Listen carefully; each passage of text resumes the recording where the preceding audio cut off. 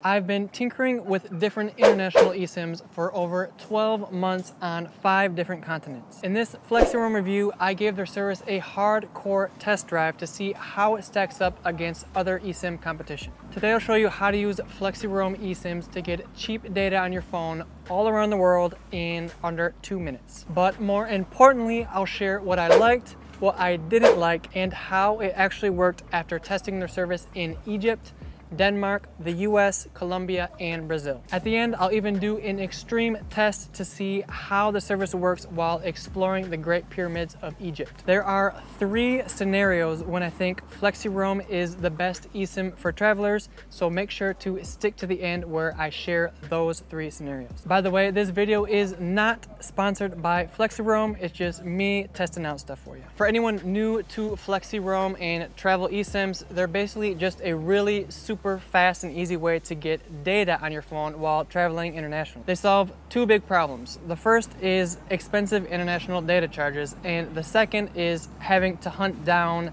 physical SIM cards when you arrive in your destination. The best eSIM providers allow you to have your data ready as soon as you land in your destination. No more hassle trying to call an Uber or find your hotel without data on your phone. No more hassle trying to figure out how to buy the right data plan in a different language. And no more opportunities for scams like what happened to us in Cambodia. In theory, it's super convenient, but let's look at how it works in practice. There are a lot of these eSIM companies popping up, and they're not all created equal. I've tested out several of them, so I'll share how they stack up at the end. But to start, here's how to set up a Flexiroam eSIM in under 60 seconds or so. First, just search the country and the plan that you want on their website or on their Flexiroam X app. If you buy on their website, they'll send you a code that you can scan or type into the Flexiroam app to tie the eSIM to the app. And if you buy through the app, you can just skip this step and follow the prompts that pop up on your screen. Just make sure you wait to activate your plan until you're ready for your time to start on your eSIM. With Flexiroam, I noticed there are a couple extra steps to set up compared to some other eSIMs,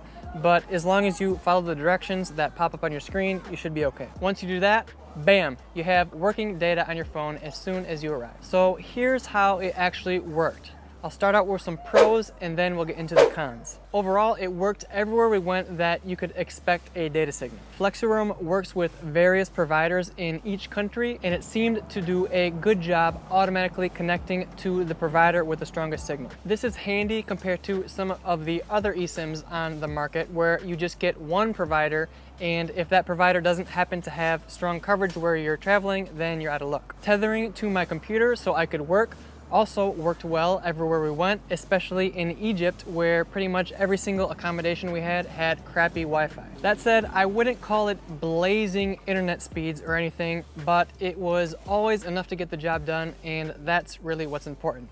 Sometimes you just have to have a little bit of patience. It was actually a little bit tough to test while we were in Egypt because I think a lot of the times the places we were traveling in had sketchy cell signal to begin with. So sometimes you don't know if the eSIM is slow or if the coverage just sucks in that area. I did notice, however, that my wife, who had a physical local SIM card, had a little bit faster speeds than I did, even when we were connected to the same provider. That said, the hassle that we went through to get her local physical SIM card was definitely not worth the little extra speed bump that she had. In Egypt, the official cell phone carrier store in town kept trying to scam us. It was so ridiculous that we ended up just getting her SIM card from an Egyptian friend that we met while traveling. Now imagine, if the official provider's store was trying to steal from us, imagine how much an unofficial store would try to charge you. In this case, my eSIM was worth it purely based on the headaches I avoided by avoiding scammers. Another thing I liked about Flexiroam is their Flexi Start feature, which allows you to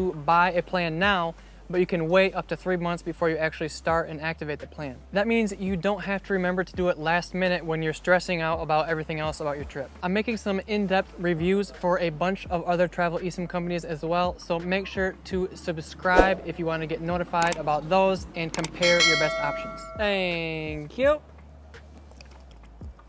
One other important thing to know is that you have to be super careful when you're following the directions to set your eSIM up.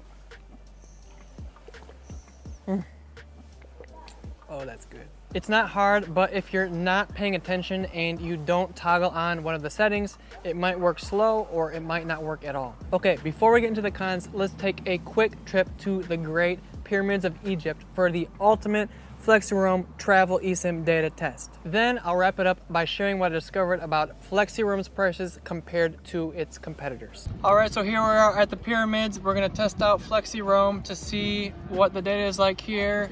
And it looks like we have, at this point, just 1 bar of 4G. We had 3 bars in a couple other places, but it looks like it's enough to watch YouTube videos, which is cool if you don't want to come with a tour and you just want to learn about the pyramids when you're here, which is nice if you don't want all the hassle. My biggest con with Flexiroam is that the setup process seems a little bit more complicated than other eSIMs I've tested. The first time I set mine up, I just followed the directions on the screen and everything worked perfectly fine. The problem is sometimes I needed to switch between different eSIMs on my phone. And when I switched back to Flexiroam, I often had trouble getting it to connect and had to keep tinkering with it and restarting my phone and turning on and off airplane mode and messing with the Flexiroam application to get it to connect again. That said, if you're just planning to turn it on once and use it for a short trip and then finish, then you might not have this problem. That brings me to 3 scenarios where Flexiroam shines over its competitors like Holafly and Airalo. The first is mini trips. Flexiroam has data plans as short as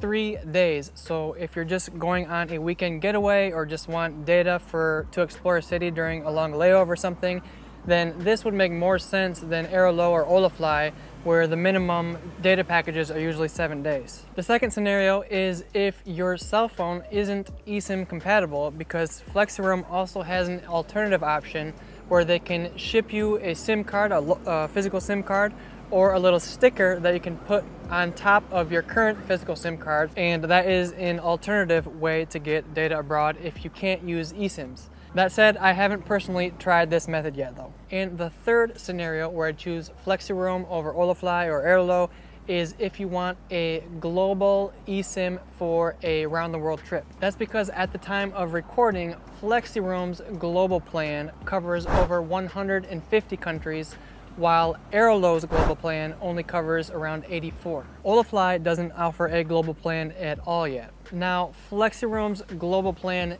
is normally more expensive than Airalo's, but not if you use a trick that I discovered. If you use the link down in the description, scroll down to the bottom and enter your email, you'll get 10% off your first order. But more importantly, you'll now receive emails whenever Flexiroam has these ginormous sales on their global data plans. We're talking 60 to 80% off. And since you can wait to actually activate your plan after you buy it, you can buy it during one of these huge sales and then wait to activate it for when your trip comes around. This blowout sale is exactly how I bought our 365-day global plan on one of our phones. As far as pricing goes, it's kind of hard to give a blanket statement on how Flexiroam prices compare to competitors, because it all depends and changes based on the country and the plan that you're looking at. Some countries it might be cheaper, and in other countries it might be more expensive.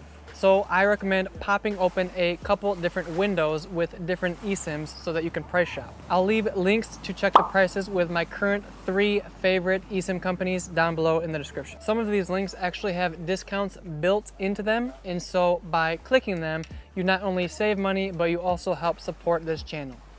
Overall, Flexiroam has worked well for me, and I'm currently using it as part of my travel data plan strategy. But if I just need an eSIM for just one country or region for a shorter trip, I normally use the other 2 that I recommended below because they're just simpler to set up in my opinion. Different eSIM companies seem to be designed for different types of travelers, so to see my side-by-side comparison, make sure to subscribe. And for even more eSIM travel reviews, watch this video next. Hope you found this helpful. Bye-bye.